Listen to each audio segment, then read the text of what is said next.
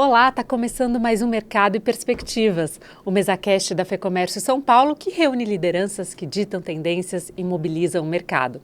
E no episódio de hoje, nós vamos falar sobre os destaques da NRF 2026, a maior conferência global do varejo. Para essa conversa, eu recebo Adriana Garbim, que é vice-presidente comercial da Cielo, Regiane Helva Romano, que é diretora da VIP Systems, da Facems e pesquisadora do think tank da ABS, e o Andrei Gutierrez, que é presidente do Conselho de Economia Digital e Inovação da FEComércio São Paulo. Sejam muito bem-vindos. Obrigada. É um prazer enorme recebê-los aqui. Pessoas que têm especialistas, né, que têm muita experiência em NRF e têm muito a contribuir aqui com a gente.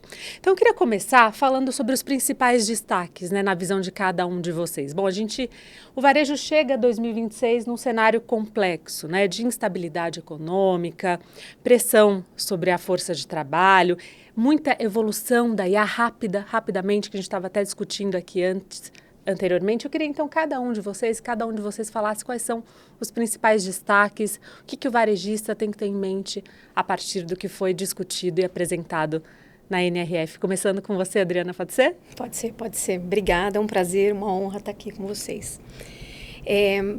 O que eu percebi na NRF é que, por exemplo, teve uma evolução gigantesca do ano passado para agora entre teoria e prática. Então, como a gente estava conversando, a teoria era, você usa só o ChatGPT, que teve uma evolução enorme, você consulta as coisas, ele vira um Google mais potencializado. E no decorrer do ano passado, o que a gente já pode ver na prática são empresas utilizando de forma a diminuir a fricção na operação.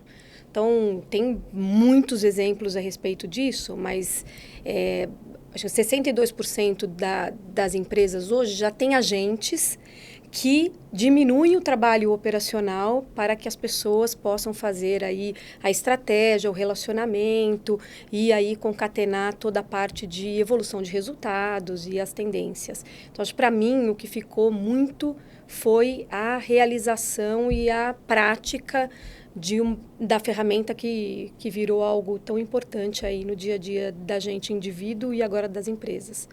Com certeza, daqui a pouco a gente vai falar um pouco mais sobre isso, né? Porque a IA deixou de ser pré-requisito e agora é obrigação. Exatamente. Muita evolução envolvida, a gente já vai aprofundar um pouco mais nessa questão. Mas antes eu gostaria de te ouvir, Regiane, nessa forma mais ampla, quais são os principais sinais deixados aí pela NRF que você pode trazer para a gente? Ótimo, obrigada pela oportunidade, um prazer estar aqui com essa mesa tão inteligente, tão boa. O que acontece é que as coisas começaram a se concretizar na prática, né? Eu participo da NRF há 29 anos consecutivamente e nos últimos 10 eu tenho me focado na feira. Então, na evolução das soluções que estão sendo disponibilizadas para o varejista. E é impressionante como a captura e a identificação automática de dados tiveram uma grande evolução, porque é ela quem vai alimentar a inteligência artificial. Eu sempre brinco que é o meu votito, né? Trust in, trust out. Porque se a gente não conseguir capturar os dados na base, nós não vamos ter toda a eficiência da inteligência artificial à disposição. E os varejistas esquecendo desse ponto principal, que é você utilizar ferramentas de captura e identificação automática de dados na ponta e ao longo de toda a cadeia de suprimentos. Então, uma coisa que ficou clara é a evolução da visão computacional. As câmeras agora, com processamento na borda, estão fazendo com que você possa analisar todo o tráfego dentro da loja, saber os produtos que estão chegando, os produtos que estão saindo, quantos clientes estão numa área, quantos clientes estão em outra área, quais são as áreas quentes, as áreas frias, usando para prevenção de perdas. E isso a gente integra com as outras tecnologias. Então, além da visão computacional, nós temos as etiquetas eletrônicas de gôndola, que vão, além de oferecer os preços, oferecer mais informações. Então, hoje, o varejista precisa fazer a parte de enriquecimento de dados, para que depois ele possa utilizar todas as ferramentas da inteligência artificial para extrair tudo isso que todo mundo está vendendo. E eu fico meio preocupada com todo esse frenesi da inteligência artificial, super legal, muito interessante, mas nós vamos ter que olhar pelos outros aspectos também, principalmente os éticos e os morais, né? Porque toda essa centralização de dados em mãos erradas, nós vamos ter problemas no futuro. Então, como pesquisador, a gente sempre é aquela pedra no sapato de todo mundo, apesar de ter 40 anos na área de tecnologia, entender que é um caminho sem volta. Né? Que a gente tem um monte de benefícios, mas que para que toda a sociedade alcance esses benefícios, nós vamos ter que ter algumas coisas previamente definidas. Há muitos desafios, né? Há Principalmente desafios. em relação à parte ética, Sim. De responsabilidade digital também. Né? E uma parte muito importante que a inteligência artificial vai trazer para o varejo, principalmente o varejo brasileiro, é o fim da sonegação fiscal. Então, todos esses jeitinhos, né, que o varejo ainda insiste em fazer, ele vai ter que repensar. Porque agora, com esta montanha de dados disponíveis, com todo o acesso que nós temos, é muito fácil para fazer a identificação dessa sonegação fiscal. Então, com a reforma tributária, é um momento ímpar aqui no Brasil para que eles repensem esta forma e o modus operandi, para poder tirar todos os proveitos que a inteligência artificial pode trazer. A gente também já fala um pouco mais sobre isso, a gente abre a discussão até para, né, ouvi-los também, o ponto de vista dos outros participantes, mas antes eu queria te ouvir, Andriei, sobre o ponto de vista da economia digital, como que você interpreta os destaques da NRF deste ano e o que ela aponta, né, para as estratégias, para as prioridades dos empresários e empresárias? Obrigado pelo convite mais uma vez, é um prazer estar aqui. Obrigado, né, Adriana, também, Regiane, por aceitarem o convite, estarem aqui com a gente. E esse acho que é o segundo bate-papo que a gente faz sobre a NRF, né? É importante sempre a gente falar, né, para o nosso público aqui, o nosso associado, a NRF é a maior feira, né, de retail do planeta, né? E eu não sou o maior especialista aqui de NRF, quem dera aqui junto com as duas, mas eu posso trazer alguns comentários à luz aí do que a gente vem discutindo, vem vendo. Eu acho que o ano passado a gente discutiu muito que a IA tinha vindo para ficar. Que a NRF tinha discutido muito, que era IA em todos os lados, todas as palestras tinha IA, tudo tinha IA. E acho que esse ano a gente começa a ver o que elas trouxeram aqui, mas da IA como experiência, né? Agora uma IA que entrega ROI. Então, e o que eu fiquei impressionado vendo, né, estudando os resultados da NRF desse ano, é a quantidade de ferramentas de agentes de IA que a gente está começando a ter, alguns já integrados nas soluções que a gente já usa, né? Várias empresas estão integrando nas suas plataformas, e esses agentes de IA estão impulsionando e deixou de ser uma coisa só de grande empresa. Né? Então, por exemplo, sei lá, uma pequena empresa que vai fazer o seu site numa plataforma como a Shopify, já tem um agente de IA lá para ter um agente de IA para customizar a entrega, a venda, né? A customização da experiência do usuário, tem um especialista. A Microsoft também já está lançando, né, uma plataforma com especialista para ajudar na venda, para customizar a venda, ou seja, está avançando muito isso. Então, acho que, de fato, se a gente puder olhar para a estratégia do pequeno varejista aqui, do pequeno, enfim, que é o principal, a maioria, né, dos nossos associados, tem que ter um olhar para isso. A IA veio para ficar, o agente de IA já é uma realidade e já está começando a entregar resultado. E outra coisa que eu acho muito importante a gente olhar aqui, o agente de IA não está do lado da empresa só, não. Tem agente de IA do lado do comprador. Né? Então, acho que vale a gente discutir aqui quais vão ser os efeitos sobre o varejo, sobre a margem do varejo no médio e no longo prazo, na medida em que o comprador, o Google, por exemplo, já está integrando nos buscadores, enfim, né, nas suas plataformas, um agente de IA para ajudar na compra, né, o Google Shopping, etc., que eu posso customizar e focar ali o que eu quero, o preço, quando, como, né, e monitorar preço para... Então, assim, você imagina os compradores com essa quantidade de agentes de A e essa ferramenta poderosa, o efeito disso sobre o varejo, né? E aí a gente começa também a ter uma discussão muito louca, e depois a gente pode entrar aqui, que tem varejo, já tem ferramentas, né, como uma que eu vi muito interessante, cara, é o Strip Agent Commerce Suite, que começa a entregar o catálogo de vendas de uma empresa para que isso possa ter um suite para conectar com agentes de A, de ferramentas que fazem agentes de A do comprador. Então, a gente já começa a ter, a empresa tem que ter também uma atenção especial para vender para o comprador.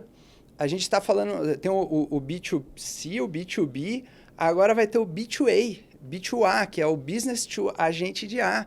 É a empresa vendendo para agente de A. Então, assim, são tendências no médio e no longo prazo que vão ser muito disruptivas, na minha opinião, no mercado. E quem não olhar do pequeno, o pequeno tem a grande vantagem de estar no território, de estar próximo, etc., né?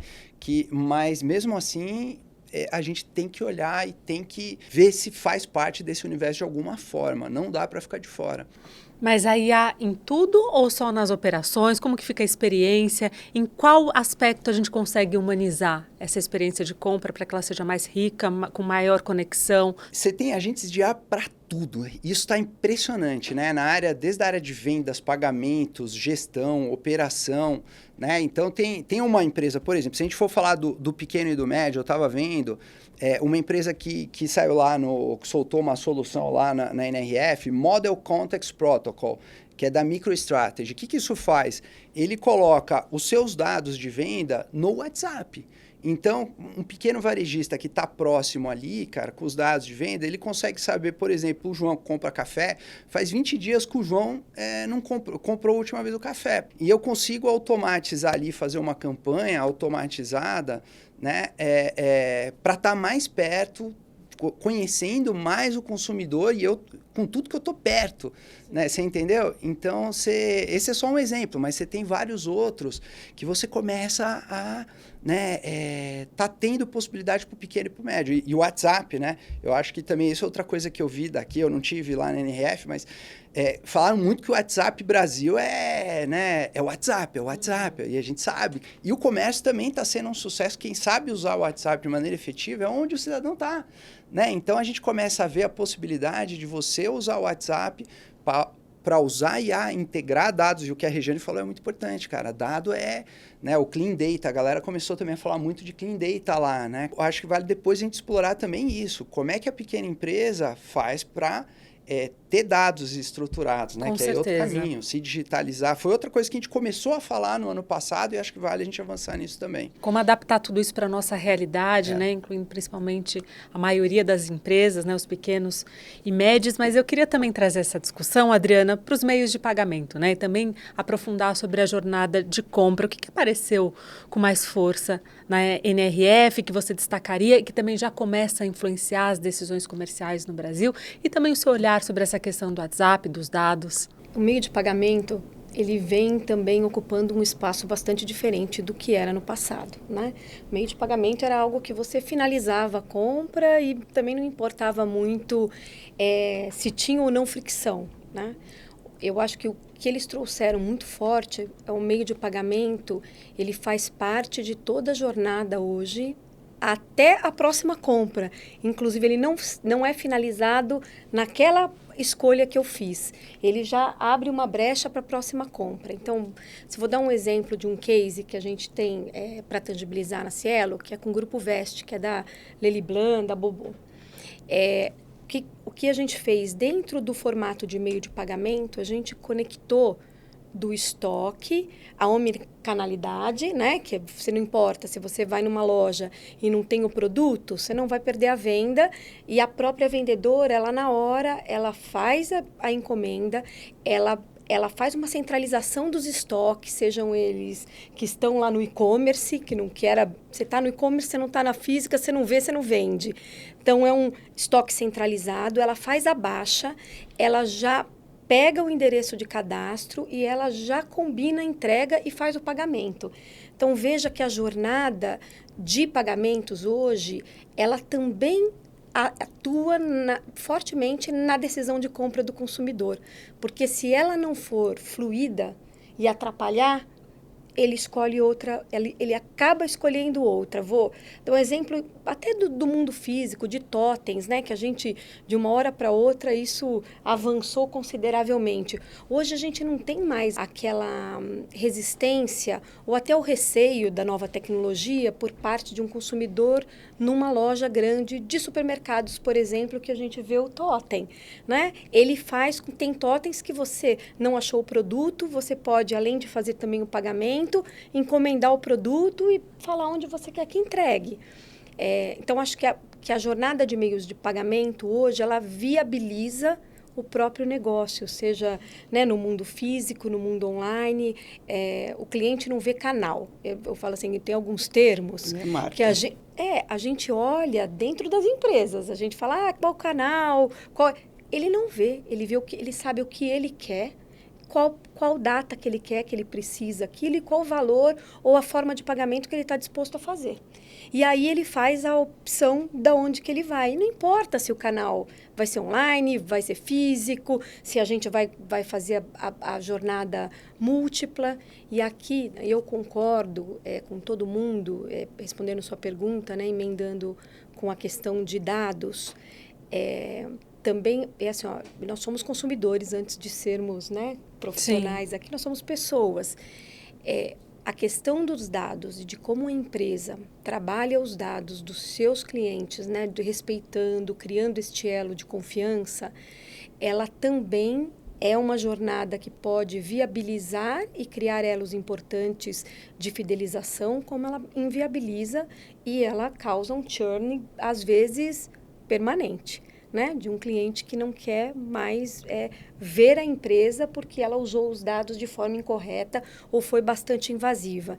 Então, tem uma linha tênue aqui de como que eu trabalho os dados e proponho soluções que estão de frente com que a necessidade, com que a personalização de cada cliente exige e de como eu invado ou nem uso esses dados também, né? Que você cai na descrença ou cai na invasão. Então, acho que este, para mim, talvez seja um dos temas mais importantes, considerando que o The Next Now já está com a implantação feita e já avançamos muito na prática, de como é que a gente trabalha os dados para eles atuarem a nosso favor e não contrário a isso. Então, vou pegar aqui o seu gancho, porque você começou falando sobre isso também, né? E citou a questão ética. Como equilibrar todos esses pratinhos? Competitividade, com ética, com responsabilidade digital. Como fazer tudo isso também? Também aproveitando, quais tecnologias já estão maduras aqui para o nosso ambiente, né, digital, para o nosso contexto econômico, social, e quais também exigem cautela, na sua visão? Ótimo. Eu vou começar de trás para frente, né? As Muita tecnologias coisa, né? Estão todas aqui há muitos anos, né? Então, para vocês terem uma ideia, em 2011, eu fiz a primeira loja inteligente da América Latina, que já tinha self-checkout com RFD, prevenção de perdas com RFD, provador inteligente. Então, você entrava no provador com um blazer, ele reconhecia, já tinha uma tela touch que você já falava os tamanhos, as cores. E, por incrível que pareça, 2011 nós não tínhamos o WhatsApp. E nem todo mundo tinha smartphone na mão. Verdade. Então, as vendedoras recebiam um SMS falando que o cliente que estava no provador gostaria de uma roupa, porque ele clicou ali e ele sabia o que ela queria fazer. Então, de lá para cá, são 15 anos. Então, as tecnologias estão todas aqui muito bem consolidadas. O varejo precisa começar a operar o básico bem feito. O que é o básico bem feito? Toda a parte de produtos, toda a parte de conhecimento desse consumidor, do limite do consumidor, do respeito àquilo que ele pediu. No cadastro, se ele falou que ele não quer receber e-mail, você não pode mandar e-mail. Se ele falou que ele não quer receber ligação telefônica, por favor, não ligue para ele para oferecer outros produtos. Então, de novo, a entrada de dados é a parte principal de um relacionamento. Eu vou ter que te conhecer pelos dados para saber como é que eu posso ser sua amiga ou sua inimiga, né? E muitos varejistas ainda não entenderam esse jogo. Então, acho que como eles têm os dados ali, eu entro em lojas aqui no Brasil, gigantes, que falam assim, você é obrigada a dar o seu CPF. E aí eu falo, querida, não, eu não sou obrigada a nada. Para comprar um pão, eu não preciso dar meu CPF, né? Isso, inclusive, é contra a lei. Agora, se eu quiser dizer para você que pão que eu compro, que manteiga que eu compro, que horas que eu compro, eu vou te fazer isso porque você vai me dar um benefício. Caso contrário, eu não vou te dar meus dados. Fui a um restaurante super famoso aqui em São Paulo e fui embora. Porque na porta do restaurante, era um aniversário, ele falou, a senhora só vai entrar se der o seu CPF, seu telefone, seu nome completo, seu RG e seu endereço. Meu Deus. Aí eu falei assim, eu não sou obrigada a dar. Não, mas aqui para entrar no restaurante, eu falei, então tudo bem, eu vou te dar esses dados e eu não quero fazer parte do seu cadastro. 2 dias depois eu recebo um WhatsApp dizendo, nossa, foi uma alegria te receber aqui. Você ganhou um cashback porque você gastou tanto, você fez tudo. Aí, simplesmente, eu entrei nas redes sociais e falei o que eu pensava a respeito daquilo ali, né? Então, assim, cuidado com a invasão com coisas que são muito autônomas. Não é porque funciona bem para um segmento que para o seu vai funcionar também. E na parte operacional, nós temos que colocar as tecnologias que já estão há muitos anos disponíveis. Uma delas é a radiofrequência, a identificação por radiofrequência. Isso para o varejo não é mais omnicanalidade, eles já falam em comércio unificado, em varejo unificado, que você não tem mais a barreira do físico, do digital, do social. Você simplesmente enxerga o consumidor como gente e o consumidor te enxerga como uma marca. Ele não quer nem saber dessa história de canalidade. Eu vou fazer negócio com a FEComércio. Se é FEComércio digital, virtual, presencial, semipresencial, extraterrestre, não quero saber sobre isso. Meu negócio é FEComércio. Então, ele precisa colocar o consumidor como protagonista. Respeitar o que ele quer e começar a identificar seus hábitos de consumo sem invadi-lo. né? E isso você tem muitas ferramentas. Você tem um ERP, você tem um CRM, você tem toda a parte de mídias hoje digitais e de redes sociais. Como os colegas colocaram, o WhatsApp está na mão da pessoa. É a infraestrutura básica do brasileiro para fazer tudo.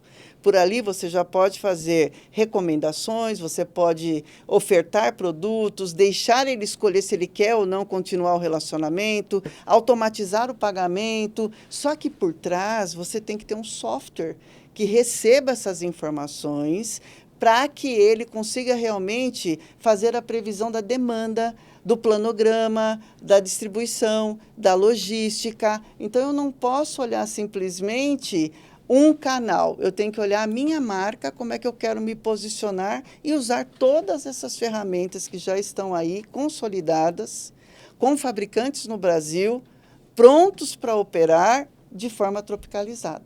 Nossa, excelente, né? Maravilhosa, muito bom te ouvir e o interessante é que serve para todos os tipos, todos os tamanhos, todo mundo pode adotar, né, essas orientações, seguir essas orientações e tudo isso que você falou. E eu também queria te ouvir, Andrei, sobre também esse aspecto, considerando a realidade brasileira, como também equilibrar tudo isso, né?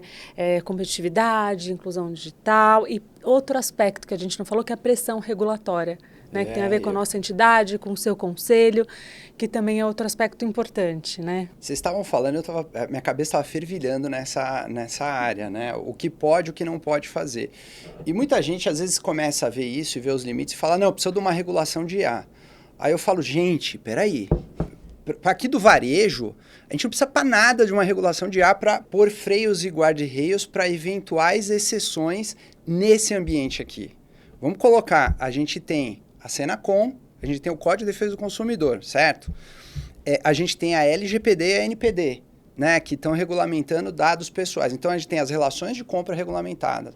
A gente tem todo o manejo de dados pessoais regulamentados e o mau uso de um cadastro, né, ou que não respeite o opt-in, o opt-out, a questão do consentimento, tudo isso é passível de uma sanção pela ANPD. Vale lembrar que a ANPD, do final do ano passado para cá, foi fortalecida por meio de uma medida provisória, ela foi transformada em uma agência regulatória e ganhou muito mais funcionário. Ela não tinha musculatura para fazer a fiscalização. Cada vez mais ela vai ter musculatura para fazer fiscalização. Então, consumidores, o consumidor, cada vez mais, ele vai ter duas ferramentas, né, para manifestar a sua inconformidade com o abuso, né, pelo manejo irresponsável ou ilegal de seu dado. Seja usando rede social, usando seus canais ou deixando de comprar, mas ele também, cada vez mais, vai ter os mecanismos legais, né, seja ir para uma Senacom, para um Procon ou indo diretamente numa ANPD. Aí eu queria trazer outro ponto que as empresas também têm que ter muita atenção, que é o ECA digital, né? Então, assim, a partir de dia 17 de fevereiro desse ano, entra em vigor, né, o Estatuto da Criança e do Adolescente na internet. E isso quer dizer que as empresas vão ter que estar muito atentas, por exemplo, a fazer perfilamento de criança e adolescente. Isso na lei, né, é proibido. Né? Eu não me recordo agora para adolescente, mas com certeza para criança é proibido fazer o perfilamento. Então bate lá, tem um cadastro de uma criança e você está fazendo o perfilamento para fazer entrega, para fazer campanha, isso aí vai estar, não vai estar em conformidade com a lei. Né? Então a gente precisa estar cada vez mais atento. O ano passado a gente discutiu muito. Como é que a pequena e média empresa faz para se digitalizar, lembra? E foi até eu que falei, já tem um CRP, um RM... São formas de você começar a digitalizar a sua operação, né, que estão aí. Você começa a automatizar contas a pagar, contas a receber no marketing, né? E não é caro, qualquer PME consegue fazer. E agora, cada vez mais, aqui a gente começa a ver que com os agentes de IA, né, eles estão entrando nessas ferramentas, né? Então a pequena e média empresa ela já tem acesso a tudo isso, está democratizando o acesso, né? Via as plataformas que ela já monta o seu site, uma Shopify, via as ferramentas do Google, via as ferramentas da Microsoft, né? Via o seu CRM que já está botando o RP ali, ou ela pode contratar outras soluções que vão ajudar, enfim. Mas fato é que ela precisa estar muito atenta se essas ferramentas estão dialogando com a realidade regulatória brasileira. Esse é um baita de um desafio. Aí, assim, a gente aí eu faço aqui também o nosso chapéu corporativo de FEComércio, talvez a gente tenha uma responsabilidade aqui em ajudar, né, o nosso associado, pequeno e médio varejista, a ele navegar nesse cenário, porque ele não vai saber avaliar quais são os limites, né, que uma ferramenta pode ou não pode dentro da legislação brasileira. Então, a gente tenta ocupar esse espaço para ajudar, por meio das nossas orientações, dos nossos guias, dos nossos eventos, seminários, né, as próprias reuniões do conselho. Mas, cada vez mais, a gente vai ter esse papel importantíssimo, né, de ajudar, porque a ferramenta, muitas vezes, ela foi customizada para uma realidade lá fora, uma realidade global, tal, única. E será que ela não está olhando para o ECA digital? Com certeza não. Então, a gente vai ter que ter esse olhar, né? E ter essa atenção especial, né? Você produz no Brasil e quer conquistar um mundo pagando menos impostos? O certificado de origem FEComércio São Paulo é a chave para isso. Com ele, você acessa benefícios fiscais garantidos por acordos internacionais firmados pelo Brasil e pelo Mercosul. Você pode reduzir ou até zerar impostos de exportação. É economia que fortalece a sua competitividade lá fora. A validação é rápida, 100% digital. E a aprovação sai em até 24 horas. Quer exportar com mais vantagem? Acesse o link ou escaneie o código QR. Certificado de origem FEComércio São Paulo. Menos imposto, mais alcance. E outra questão também é que existe uma distância histórica, né, entre o que é discutido, o que se vê na NRF e a realidade brasileira, né, Adriana? Queria que você falasse um pouco também sobre essa questão e como adaptar tudo isso, essas tendências ao nosso ambiente, né, à nossa realidade, e também falar também sobre outro ponto que a gente acabou não tocando, que é a personalização que esbarra na privacidade, né? Queria que foi discutido lá sobre isso, qual que é o ponto de atenção em relação a esse aspecto? Acho que desse aspecto de personalização, começando por ele, A gente, acho que falou um pouco de tudo aqui, né? E eu acho que ele linka um pouco com a sua primeira pergunta, porque eu até estava pensando aqui enquanto eu estava ouvindo, era a personalização, veja, se ela vale para o consumidor, ela também vale para o país.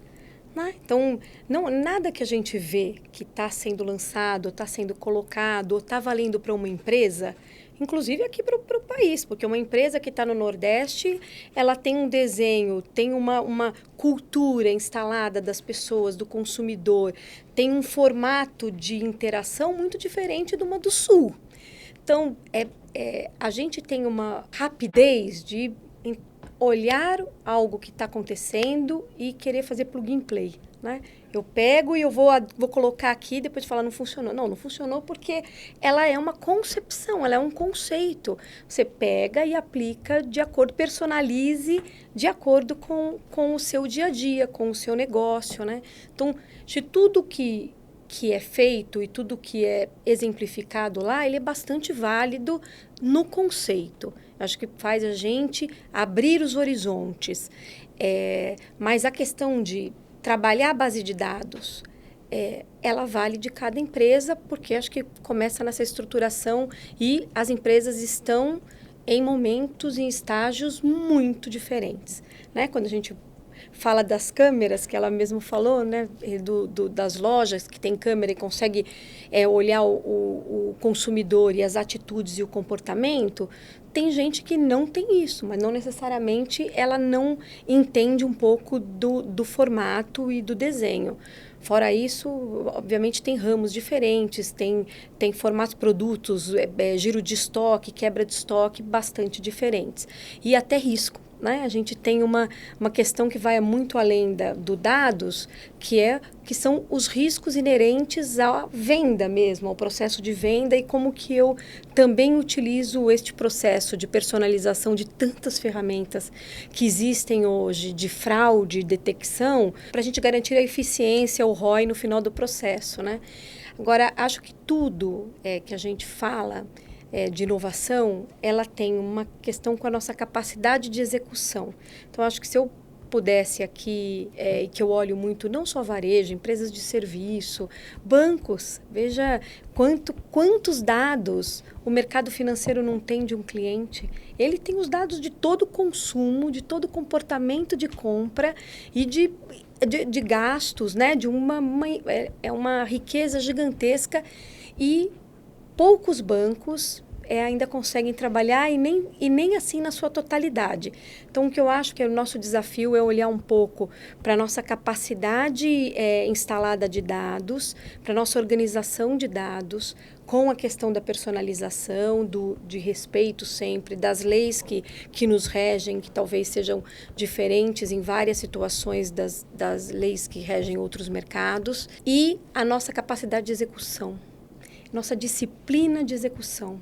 Também eu vejo muito o seguinte, pega uma tecnologia, separa o que você está fazendo e vamos fazer, agora vamos implantar essa, e a gente nem implantou direito a que estava lá, que acho que é um pouco do que você trouxe, né? Que tudo já está muito instalado, mas a gente vai num processo de falta de continuidade, de falta de construção de esteiras. Então, acho que tudo passa tudo passa há muito tempo por um processo de dados para a nossa capacidade de executar o que as novidades, o que as novas ferramentas vêm, né? Porque a gente tem uma questão de integração, que como eu vou só fazer um ponto que a gente estava comentando antes de entrar, que as integrações ainda são muito fragmentadas. Veja, quando a gente pega do meu mundo, que é meios de pagamento, quando a gente pega a implantação do Pix, por exemplo, que teve uma regulamentação acertada, não tinha nenhum tipo de histórico no mercado, nós fomos bastante inovadores, como nós somos, o mercado financeiro e de meios de pagamento, o Brasil, ele é um país de vanguarda, foi feito de uma forma muito íntegra, com normas, né? Isso não inviabilizou as fraudes, que a gente foi aprendendo na medida que isso foi sendo implantado e utilizado, mas ele teve uma adesão. Hoje nós temos 180 milhões de pessoas usando. Assim, mais até do que a população, se pegar adulta, ele passa para o adolescente até para as crianças mesmo, né? Utilizando de uma forma muito concatenada, com uma integração única e uma regra única para todos os usuários. E tudo que se implanta com uma regra única e uma integração única para todos os usuários. E aí o consumidor, ele não tem fricção. Agora, todas as outras ferramentas, não, aí cada um constrói um formato, um código, e aí as empresas e os varejistas acabam se perdendo mesmo e não tirando tanto proveito do jeito que a gente poderia. Queria também a sua visão, Regiane, sobre essa questão da integração e também que você falasse um pouco mais, já que a gente está falando tanto sobre dados, né, sobre esse olhar, como os pequenos e médios, as pequenas e médias empresas podem olhar com mais cautela, você já falou um pouco, mas olhar com mais cautela em relação a isso, quais são as principais orientações que você dá nesse sentido, para que elas possam, né, se inserir nesse cenário de forma estratégica e responsável. Eu tenho falado muito que nós estamos na era aí do 5G, do 6G, então eu criei o 6G do varejo, né? Então ele tem que ter a governança, e essa governança passa exatamente por tudo que ela acabou de falar, de você respeitar a legislação, de você ter a certeza que todos os dados que estão sendo capturados estão corretos, íntegros, limpos e que vão suportar aí a inteligência artificial. Outra coisa é que ele tem que ser local, pensar global, mas agir local. Então vai lá nos Estados Unidos, ver aquilo que foi super legal lá, mas aquilo cabe para o meu negócio? Como é que eu tropicalizo aquele aspecto, né? Como é que eu faço aquilo ser realmente um diferencial para o meu negócio?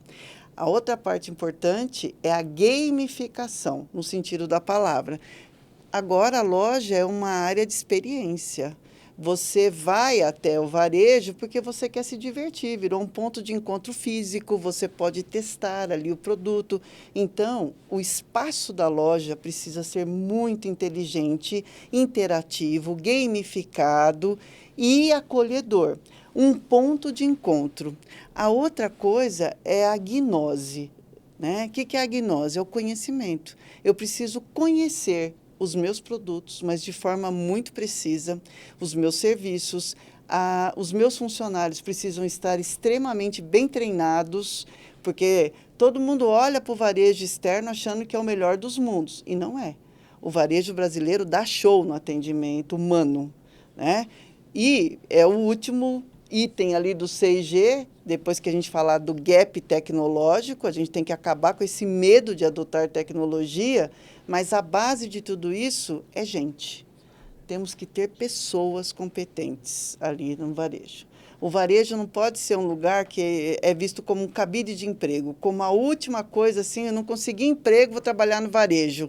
Fui mandado embora, vou pegar minha indenização, vou montar uma lojinha, porque ali eu vou ganhar dinheiro.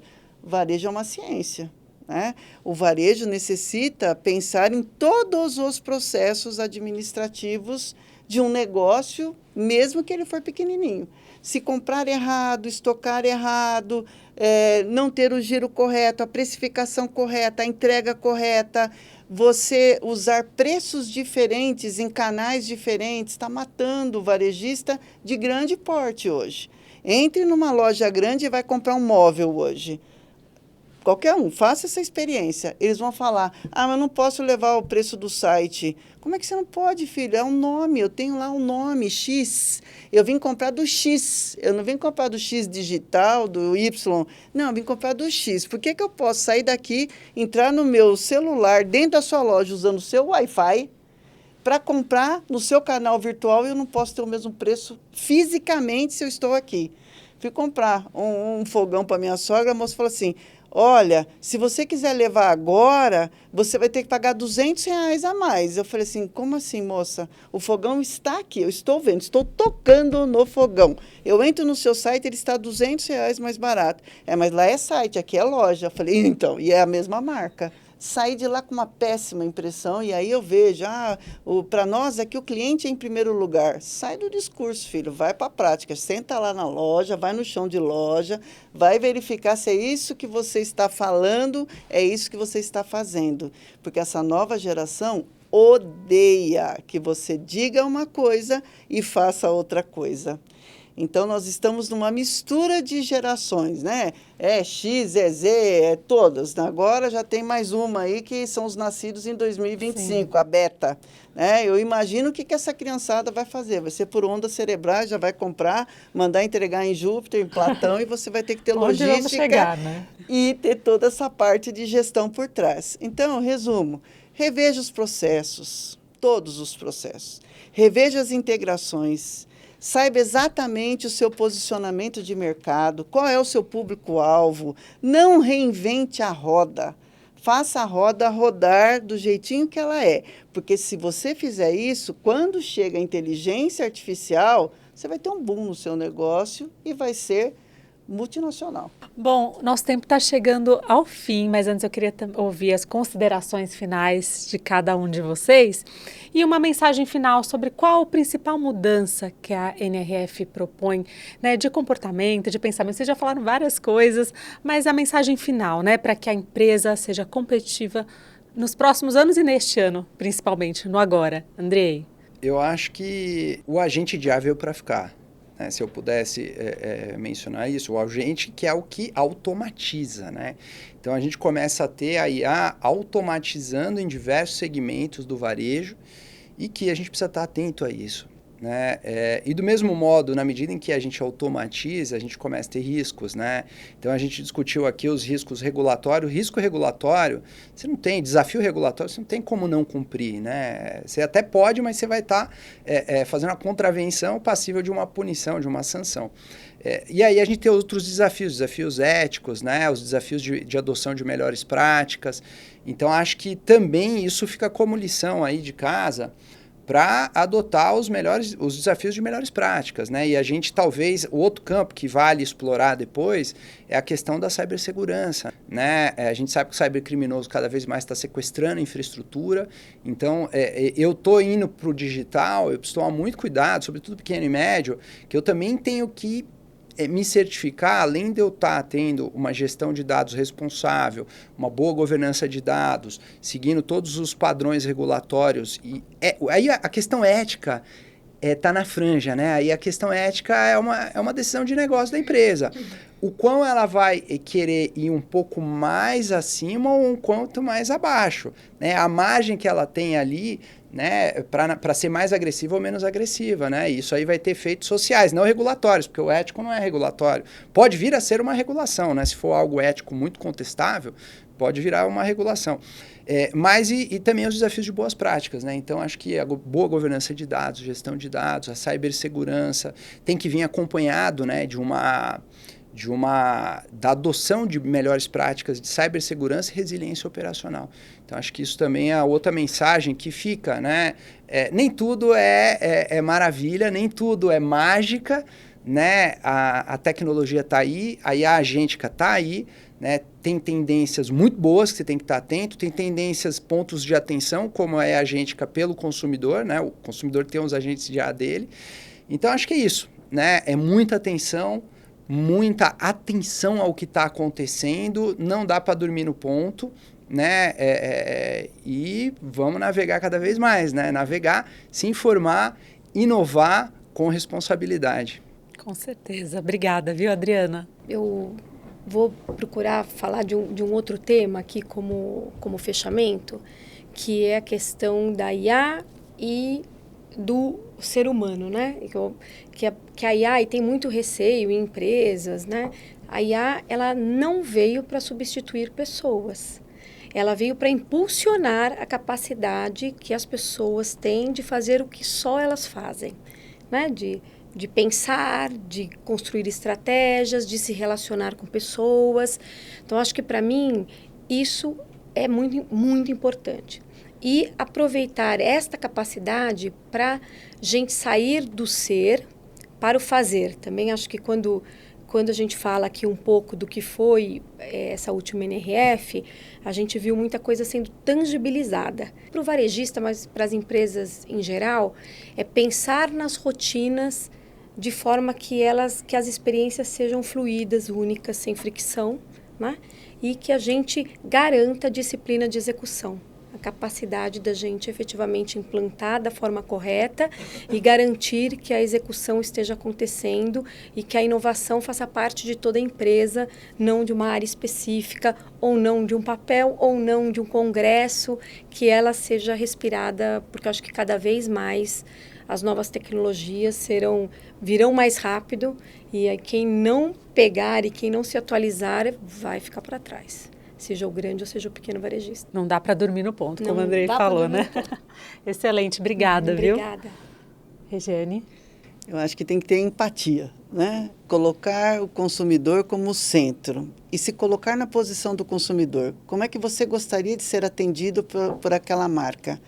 O que você faria para tornar a experiência dele uma experiência inesquecível?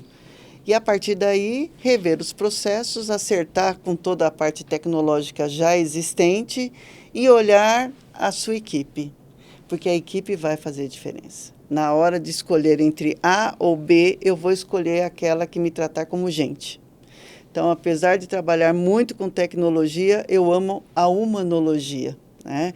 Tudo muito lindo com inteligência artificial, mas vamos lembrar que a inteligência artificial está sendo tratada desde 1736.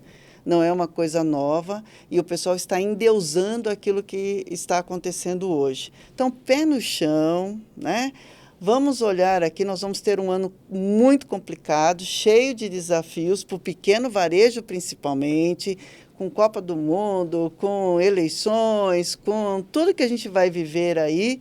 Então, o meu desejo é que o varejo realmente faça o seu papel, né? E o papel do varejo é ser um ponto de contato com uma população carente de muitas coisas, não apenas de um produto, principalmente de atenção. Excelente. Bom, então, com essas mensagens, a gente encerra aqui a nossa conversa. No fim das contas, é sempre sobre o ser humano, né? É gente. Sempre volta, a discussão se volta para o ser humano. Muito obrigada pela troca, por todas as considerações. Foi muito bom conversar com vocês sobre esse tema tão importante. Muito obrigada pela participação. Muito obrigada. Muito obrigada também a você que nos acompanhou. E até o próximo Mercado e Perspectivas. Tchau.